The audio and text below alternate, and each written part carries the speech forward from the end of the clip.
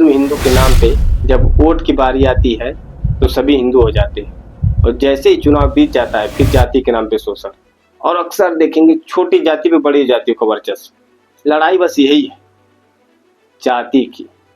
हिंदू हिंदू की राजनीति नहीं होती, हिंदू की राजनीति वोट देते समय होती है, जब हिंदू मुस्लिम करके राजनीति करके सरकारें बनाई जाती हैं। उसके बाद आपको कोई पूछने वाला नहीं होता है। जिसका शासन होता है उसकी तूती बोलती है। उनका एसपी होता है, उनका डीएम होता है, उनका सीओ होता है, उनका एसएचओ होता है। आपका कौन सुनेगा? जाइए चिल्लाइए रोड पे, जय भीम जय भीम।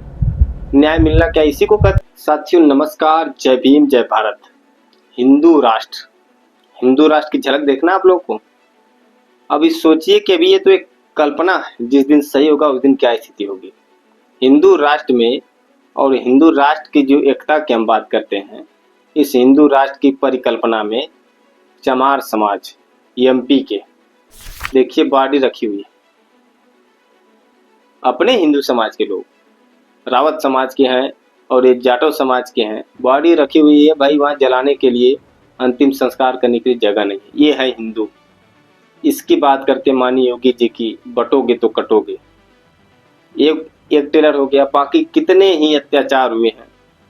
आए दिन घोड़ी पे चढ़ने पे, बारात निकालने पे, बहन बेटियों के साथ क्या होता है सब आप लोग देख ही रहे। ये है हिंदू राष्ट्र की सिर्फ परिकल्पना है। अभी कुछ गलीमत है कि संविधान कुछ चल रहा है। सोचिए इन लोगों का जब ये संविधान पे स्थिति है, आगे क्या स्थिति होगी आप लोग समझिएगा। ये तो एमपी के श्योपुर जिले की कहानी है। अब आ जाइए यूपी में, हिंदू राष्ट्र के हमारे हिंदू हृदय सम्राट बाबा जी की सरकार में अलीगढ़ का एक वीडियो देखिए। वीडियो मैं नहीं लगा सकता, कॉपीराइट आ जाता है।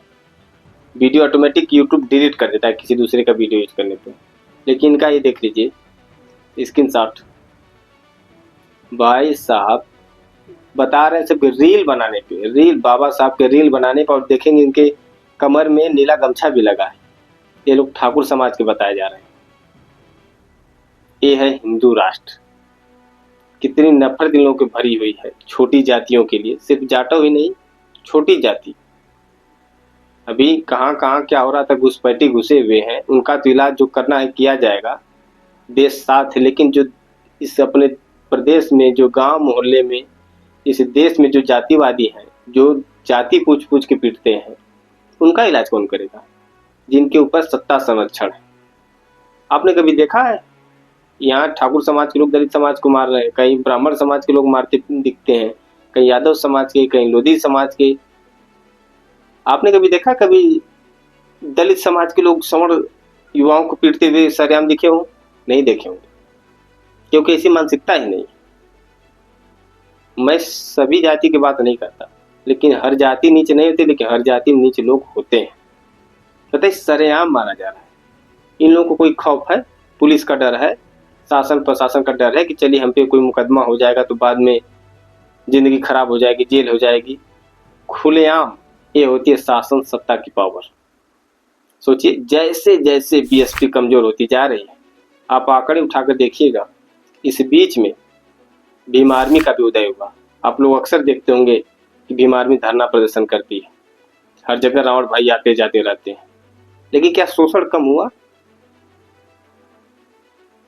इस बात से आप लोग अगर थोड़ा भी दिमाग लगाते तो आपको पता चलता कि धरने प्रदर्शन सड़क उतरने से कुछ नहीं होता। जिसका शासन होता है उसकी तूती बोलती है। उनका एसपी होता है, उनका डीएम होता है, उनका सीओ होता है, उनका एसएचओ होता है। आपका कौन सुनेगा? जाइए चिल्लाइए रोड पे, जय भीम जय भीम। न्याय मिलना क्या इसी को कहते हैं? जेल हो जाए न्याय हो गया। बार बार ऐसे ही होता रहे, जेल होती रहे, बेल होती रहे, यही न्याय है? कुछ अपने लिए भी कीजिए। अगर आप सोचिए कि अगर बीएसपी की सरकार होती, बहन जी होती, तो किसी की हिम्मत पड़ती कि ऐसा कर दे, आपकी बॉडी को रोक दे,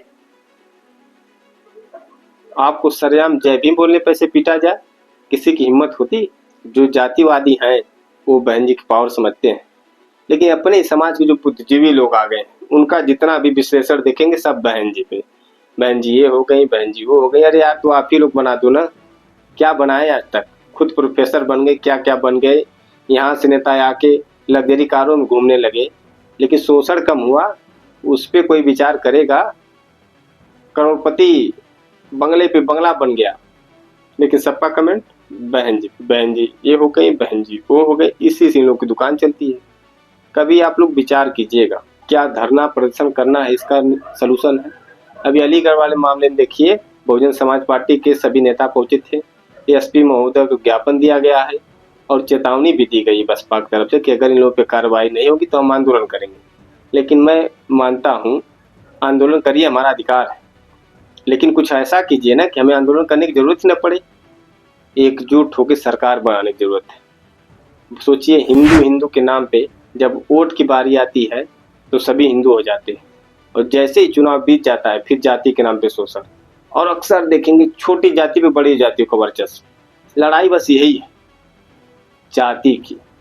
हिंदू हिंदू की राजनीति नहीं होती, हिंदू की राजनीति वोट देते समय होती है, जब हिंदू मुस्लिम करके राजनीति करके सरकारें बनाई जाती हैं, उसके बाद आपको कोई पूछने वाला नहीं होता है। इसलिए अभी से भी सुधार कीजिए और विचार कीजिए, इन बहुरूपियों के चक्कर में मत आइए। अब कोई दिख रहा है, कोई दिखा है इतनी मार पिटाई खाने के बाद? कोई दिखा हो तो बताइए। कोई ट्वीट भी कर दिया हो, बहुत जगह लोग जाते हैं दलितों घर खाना खाने, कोई इनके घर भी जाए, इतनी बेरहमी पिटाई हुई, वहाँ सब रखा हुआ है, बॉडी रखी हुई, जाए वहाँ पे राहुल गांधी जी, अखिलेश यादव जी, पासवान जी जाएं, अठावले जी जाएं। आप लोग वोट तो इधर उधर करते हैं, 5 साल मार खाएंगे, जब चुनाव नजदीक आ जाएगा 1 महीने पहले आप लोग हिंदू हो जाते हैं, उसी में एकदम फूले नहीं समाते कि भाई बाबा ने कह दिया हम हिंदू हैं तो हिंदू हैं, तो इतना भेदभाव क्यों? सभी अत्याचार सिर्फ छोटी जातियों पे क्यों? किसी के पास जवाब आए?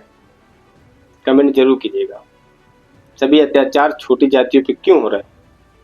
और आप लोगों ने अगर देखा होगा, जैसे जैसे बीएसपी कमजोर हो रही है, बात सीटों की नहीं है। जब तक बीएसपी 20% पे थी, आप जाके आंकड़े उठा लीजिएगा और देख लीजिएगा, आपको वोट वैल्यू से आपकी एकता का प्रतीक होता है। और तर्क जरूर रखिएगा, आखिर ये सब क्यों हो रहा है। धन्यवाद। जय भीम।